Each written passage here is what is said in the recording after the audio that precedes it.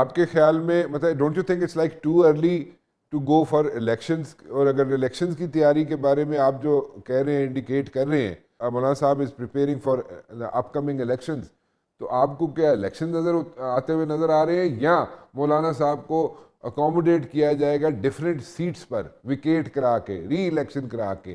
کیسے اس کو ہم سمجھیں؟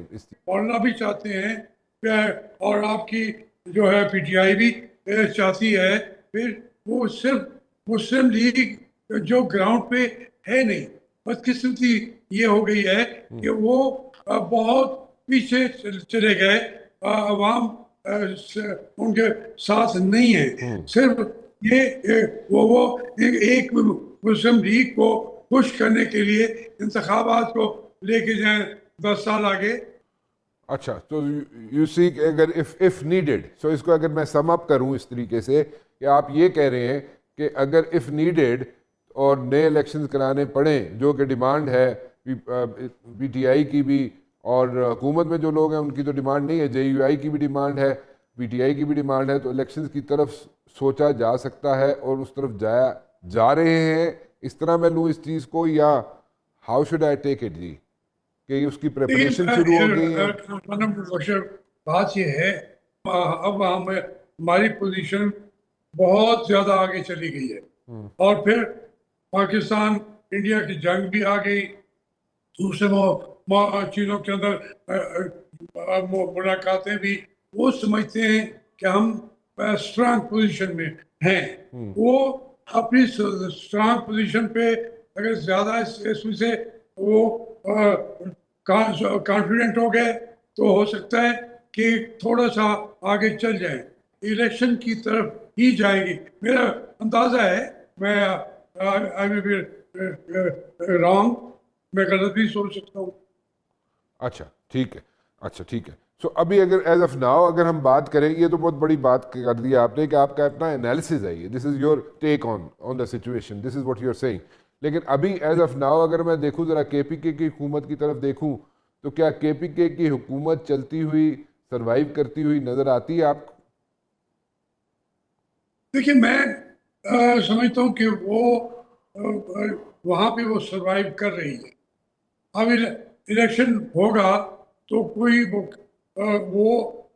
اس سے زیادہ اور سیٹیں لے گی، جو وہ تو مستقبل کی بات ہے.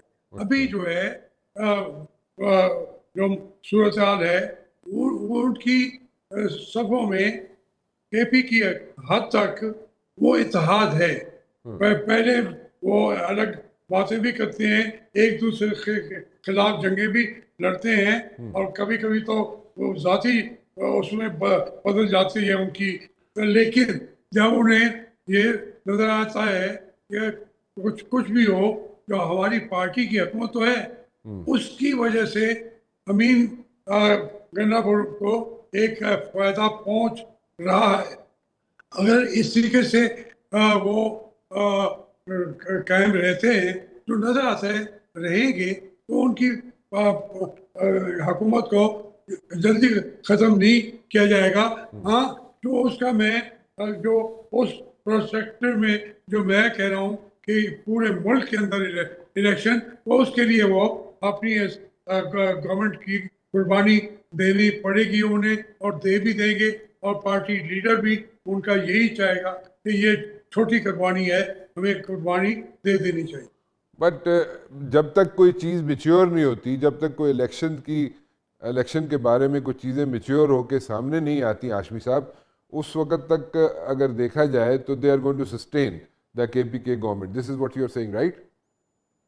جی، میرے خیال میں جی اچھا ہو سکتا ہے میرا خیال ہی ہو، لیکن اس وقت تک وہ اسٹیبل ہے. جی آئی گاٹ یور پوائنٹ جی، ٹھیک ہے.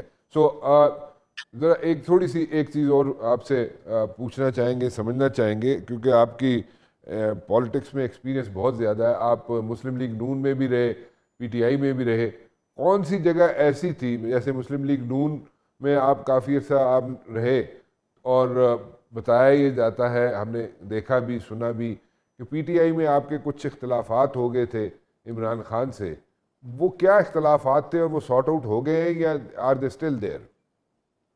وہ دیکھیں میرے اختلافات نہیں تھے، جو میری ایک تھنکنگ رہی ہے رانا صاحب، میں ایک جماندرو جو پالیٹیشین ہو جاتے ہیں نا، جی ہاں آپ کو اندازہ ہے جیسی کہ لوگ طالب علم سے ہی ہم سیاست کرتے ہیں. میں تو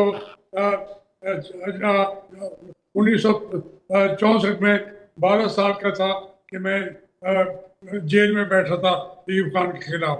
ایوب خان کے بعد پھر جب آئے بھکاری بھٹو بھی شہید وہیں سے ہی آئے، اور پھر انہوں نے بھی اپنی پارٹی کو بھی ختم کیا. ایک طریقے کا ایک جو ایک سلسلہ چلتا رہا ہے نا، اس سب کے خلاف میں نے جنگ بھی لڑی ہے.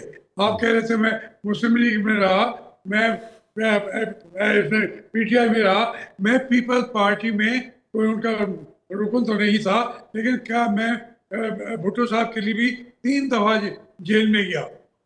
اور پھر اس کے بعد جو آپ اسٹرانگ ہوتے رہے.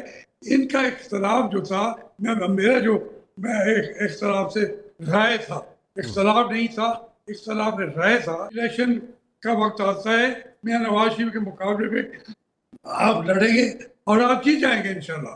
تو اس پہ انہوں نے کہا نہیں، وہ کہتے ہیں کہ ہم اسمبلی کو توڑتے ہیں، میاں نواز شریف صاحب سے استعفیٰ لیتے ہیں، اور انہوں نے لے بھی لیا بعد میں. ہاشمی صاحب یہ بتائیں کہ ابھی جو موجودہ حکومت ہے اس کے پاس 2/3 میجورٹی بھی آ گئی. اپیرنٹلی اگر دیکھا جائے تو everything is hunky dory for them. But in the days to come یہاں پہ ایسی سچویشن بنتی ہوئی نظر آ رہی ہے. آپ سمجھتے ہیں کہ آپ پرانے پولیٹیشین ہیں، ہم نے تو بڑا سیکھا ہے آپ سے.